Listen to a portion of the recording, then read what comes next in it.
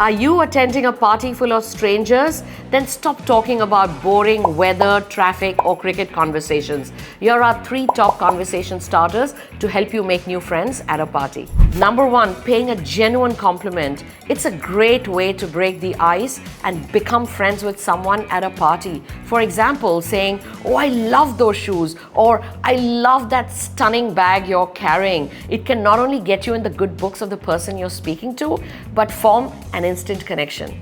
Number 2, another way to form a connection is to find some common ground. For example, if you see somebody staring at a picture or a painting that has, let's say, London Bridge on it, you could say, "Oh, I love vacationing in London. I was in fact there last year. Have you ever been?" And tip number 3, this one's the one I use all the time, which is strike a conversation with someone around wine. I'll simply walk over to someone and say, "Are you enjoying what you're drinking?" Or, "Hey, I can see in a room full of red wine drinkers, we two are the only ones sipping on a white.